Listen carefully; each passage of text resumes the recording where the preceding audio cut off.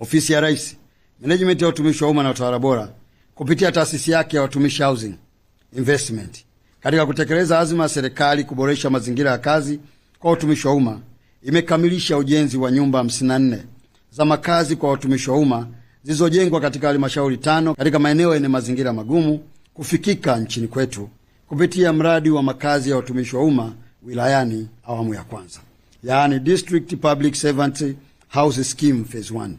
Ujenzi wa nyumba hizi umegharimu kiasi cha shilingi za Kitanzania bilioni 3.19 ikiwa ni sehemu ya kwanza ya utekelezaji wa mradi huo. Aidha, nyumba 15 kati ya hizo zilizokamilika ni kwa ajili ya watumishi wa sekta ya afya na 39 ni kwa ajili ya watumishi wa sekta ya elimu. Vile vile katika awamu ya pili ya utekelezaji wa mradi huo, Ofisi ya Rais, Management ya Utumishi wa Umma na Utawala Bora kupitia taasisi ya Watumishi Housing Investment katika mwaka wa fedha 25-26 umetenga kiasi cha shilingi bilioni 4.27 kwa ajili ya ujenzi wa nyumba 78 kwa ajili ya makazi ya watumishi wa umma katika maeneo magumu kama ambavyo taratibu unaendelea. Nyumba 33 kati ya hizo nyumba kwa ajili ya watumishi wa sekta ya afya na nyumba 45 ni kwa ajili ya watumishi sekta ya elimu.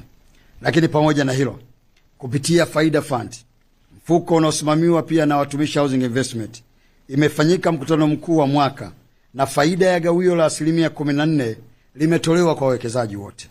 Naomba kutumia nafasi hii, ndugu waandishi wa habari na Watanzania, kuwaalika muje kuwekeza. Mfuko huu ni salama, mfuko huu umekuwa wenye faida kama jina lake linavyosema, lakini pia mfuko huu ndio ambao unakwenda kukomboa Watanzania.